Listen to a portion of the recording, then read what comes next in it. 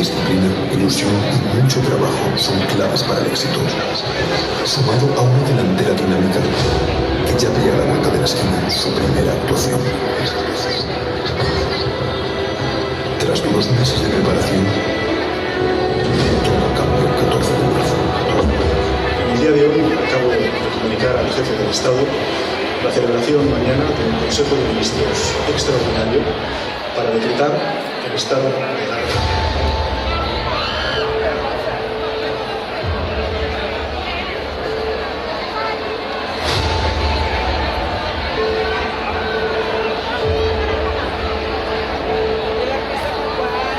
El mundo se detuvo de golpe.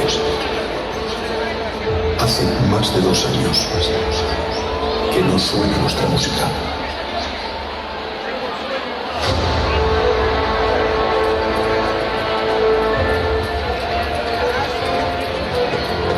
Fuimos los primeros en parar.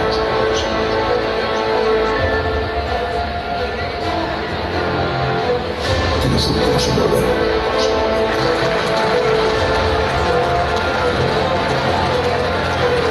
Llevamos mucho tiempo preparando un gran espectáculo.